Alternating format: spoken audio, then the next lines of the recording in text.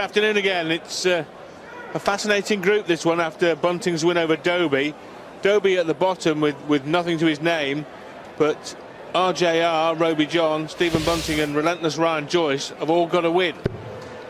Obviously Rodriguez and Joyce have got this game in hand of Stephen Bunting, but the leg difference is really close too, and this could really be fascinating tomorrow when they play their final group games.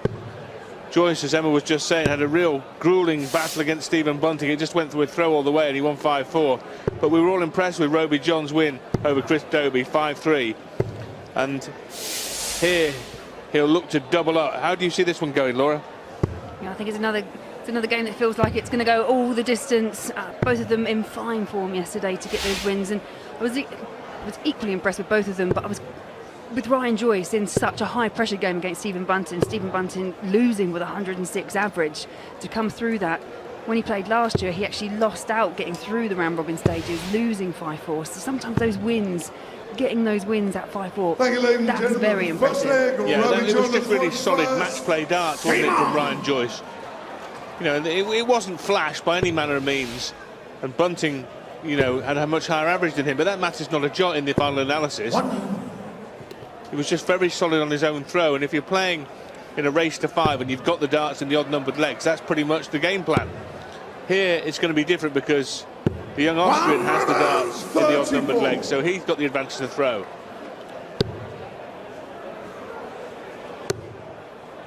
We saw his younger brother, Rusty Jake, go down earlier to Mervyn King. Another good performance, though, from the 20-year-old Austrian. Yeah, and his brother is making his debut, you have to remember this, and it's just such a good experience, and seeing them going up there and actually performing to almost the best of their ability. I think it's great, it's all experience.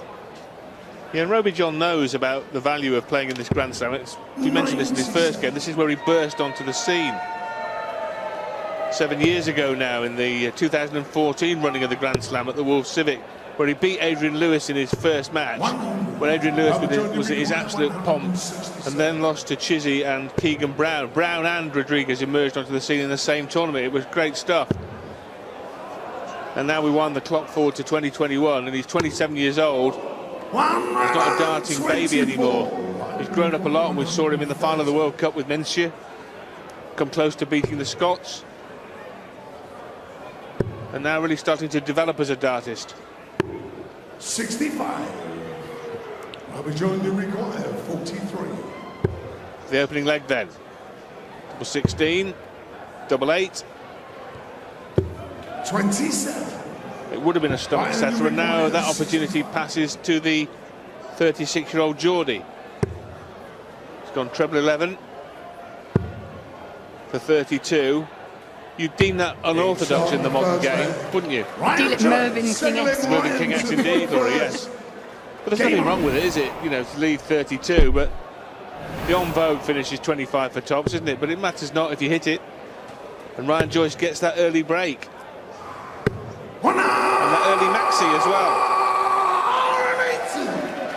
Yeah, like a lot of players, they do have their favourites. I remember Ryan Joyce at the World Grand Prix 32, he was relentless at hitting that 32, so you can understand if they've got a confidence going for a certain double, but sometimes you just feel you should be playing the odds, playing the statistics. 60. Joyce's best run in a big tournament a couple of years ago now, the World Championship in 2019, when he reached the quarters, beating James Wade along the way before running into an on-song Michael van Gerwen and getting beat 5-1.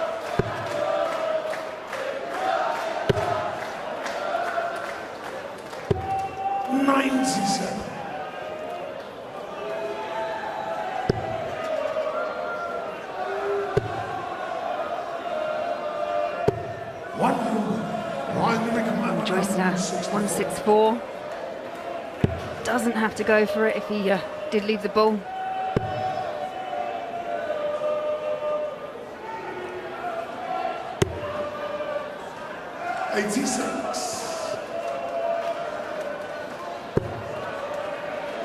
Curious match situation this in many ways, Laura, because the match will decide nothing, because the winner will not be through and the loser will not be out. Obviously it will be advantageous to win and disadvantageous to lose, that goes without saying, but it won't be the bottom line. in this group forward, because any of the four can still go through. Two of them will. Dobie obviously is in trouble, but a big win in his last game, which will be against Joyce, could yet get Hollywood Chris Dobie through. 100. It is the beauty of the Grand Slam, isn't it? There's so many mathematical connotations within it. Indeed.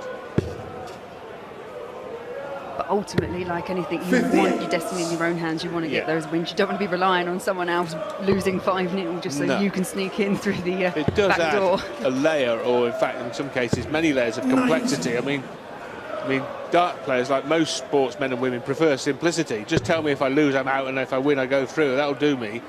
But in this, there's more to it than that, and there's always been more to it than that, hasn't there? And then you've got to look at all sorts of other things while you're trying to concentrate on winning a darts match. Yeah, when you're up there on that stage, all you really do want to be thinking about is just winning. And I'm sure most of them do, but like you say, as it gets to the business end of these group stages, there's a lot at stake, and you just can't help but your mind may wander.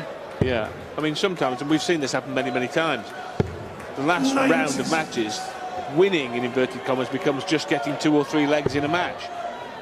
And that's enough to get you through, and that's what winning is, not getting to 5 to actually win the match. And we'll no doubt see that tomorrow on more than one occasion.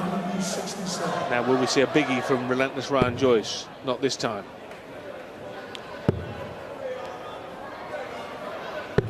$131.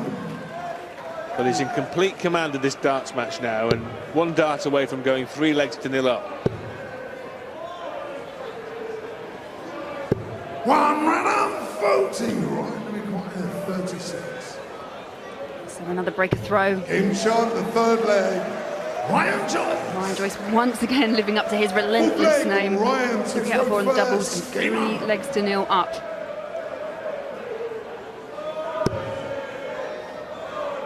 The averages there just under 104 for Ryan Joyce, 90 for Rowby-John Rodriguez.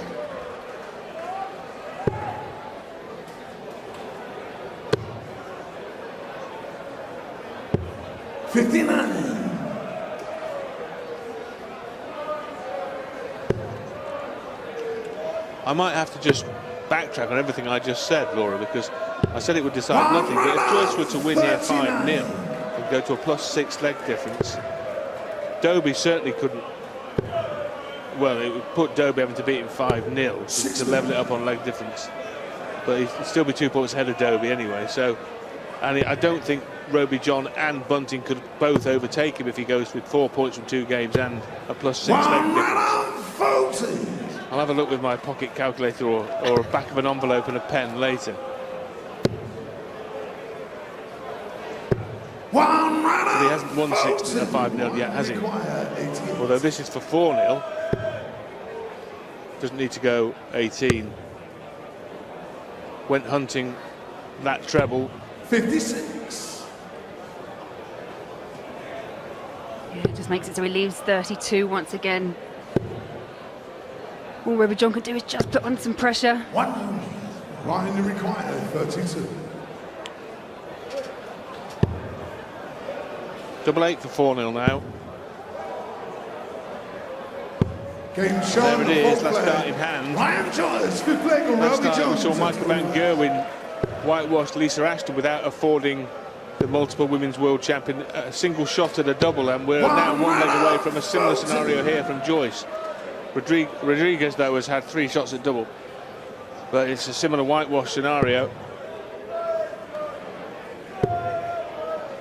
Yeah, just absolutely on fire at the moment, Ryan Joyce.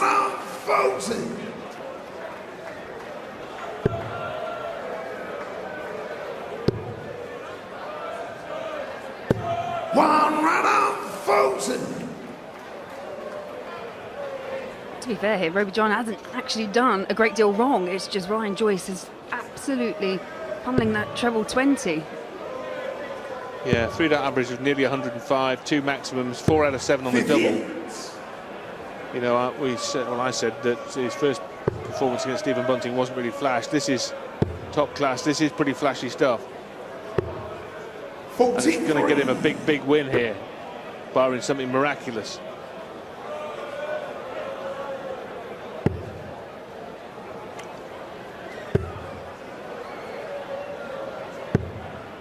95.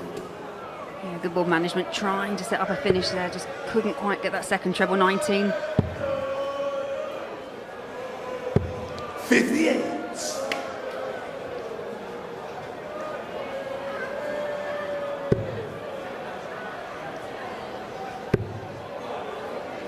I'm sure Mardell will have a full explanation of the complete picture with all the mathematical combinations lined up to hand for post-match analysis. Tops then, and that keeps him afloat. Rowby-John Rodriguez. 6 leg, Ryan at front first, game on. First ton plus check out of the match so far. Actually, we saw his brother do it earlier, didn't we? 107 and a ton check out under pressure. Yeah, given the context of the match, a bit of a Shanghai surprise that as he took out 120 to stay in it. Get a leg on the board. 130. But he's got to start this long comeback journey with that single step, that single leg, but still needs to win 4 straight, so Joyce pretty content where he is right now. And still pummeling away. Yeah, almost a perfect start there for Joyce in this, what could be the final leg of the match. 180, 140.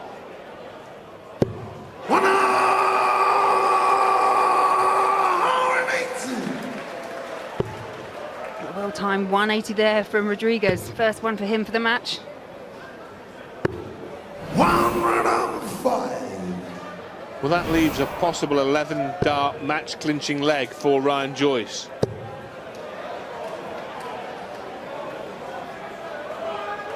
He's contemplating trying to leave double 2 here. There was just a flicker of a smile, and he's going to, and that's exactly what he is going to leave, double 2.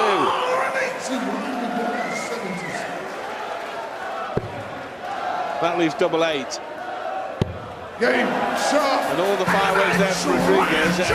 Ryan Joyce just put him out, poured the bucket of water on him, and completes a comprehensive 5-1 win. Very impressive that from Ryan Joyce.